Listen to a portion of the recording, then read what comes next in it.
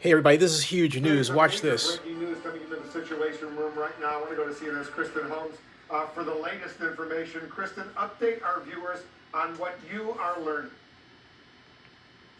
That's right. Well, we have breaking news.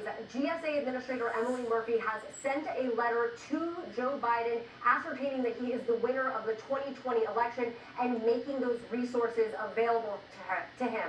We know that this means that this is the formal start of the transition and something that we have been waiting for weeks. And I want to go through some of this letter with you because it's incredibly personal as she walks herself through this, ascertaining again that Joe Biden is the winner. She says that I take this rule seriously, and because of recent developments involving legal challenges and certifications of election results, I am transmitting this letter today to make those resources and services for transition available to you. Now, she goes on to talk about how she had no influence from the executive branch, from the White House. She says, I was never directly or indirectly pressured by any executive branch official, including those who work at the White House or GSA. She said she came to this conclusion on her own by going through these facts. She also says, which we have reported multiple times, that she has received threats, and she still was determined, she says, to do the right thing.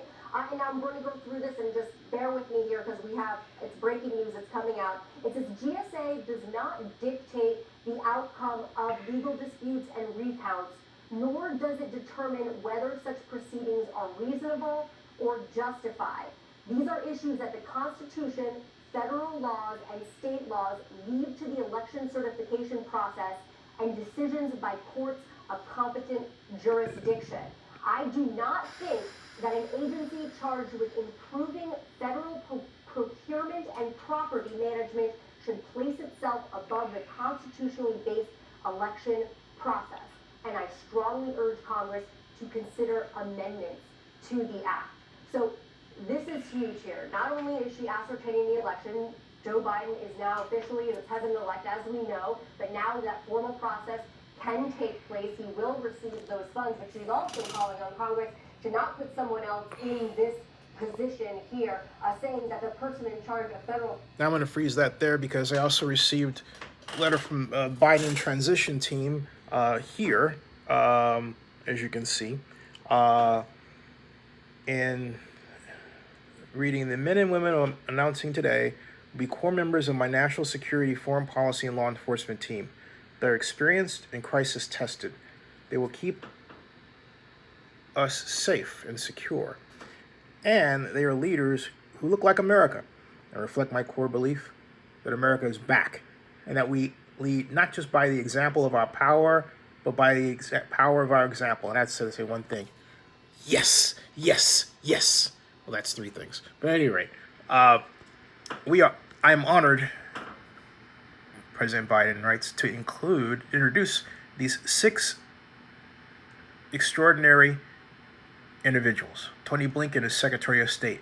Tony is one of my most trusted advisors, and no one better prepared for the job. He served as my staff director on the Senate Foreign Relations Committee when I was senator.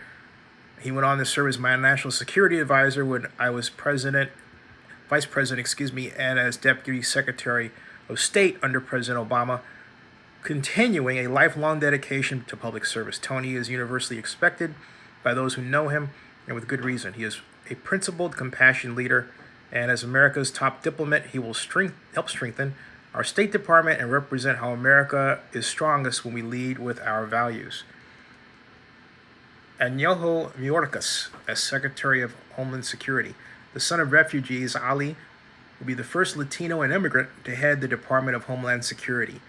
As Deputy Secretary of Homeland Security under President Obama, he led the implementation of DACA, enhanced our cybersecurity, and responded to natural disasters and public health threats like Ebola and Zika. He will play a critical role in fixing our broken immigration system and understands that living up to our values and protecting our nation's security aren't mutually exclusive, and under his leadership, they'll go hand in hand. Arvo Haynes as Director of National Intelligence. A consummate national security professional, Arvo was the first female deputy director of the CIA and now She will be the first woman to hold the office of Director of National Intelligence. I worked with her for over a decade. She's brilliant and humble and will always tell it straight while engaging in this work in a way that reflects our shared values. Under her leadership, our intelligence community will be supported, trusted, and empowered to protect our national security without being undermined or politicized. We will be safer because of her. Ambassador Linda Thomas Greenfield, as U.S. Ambassador to the United Nations. As a 35-year veteran of the U.S. Foreign Service, Ambassador Thomas Greenfield is a distinguished, respected diplomat who has served on 4 continents. Raised in segregated Louisiana, she follows in a tradition of barrier-breaking African-American diplomats who have dedicated their lives to public service and brings critical perspective to a role that is more important and more necessary than ever before. As U.S. Ambassador, Linda will renew our relationships with our friends and allies, help revitalize our diplomatic corps, and restore America's reputation on the world stage. Jake Sullivan as National Security Advisor. Jake was my National Security Advisor during my vice presidency and a top advisor on domestic and foreign policy throughout my campaign, including a strategy for controlling the pandemic. No one has a deeper understanding of the overlapping challenges we face and how to protect our national security and advance a foreign policy that delivers for its middle class. He will be one of the youngest national security advisors in history, and his once-in-a-generation intellect and poise under pressure makes him the ideal choice for one of the toughest jobs in the world. John Kerry, Secretary John Kerry, as Special President Envoy for Climate. Secretary Kerry needs no introduction, from signing the Paris Agreement on behalf of the United States as Secretary of State to forming a bipartisan climate action coalition alongside the next generation of climate activists. His efforts to rally the world to combat climate change have been expansive and relentless.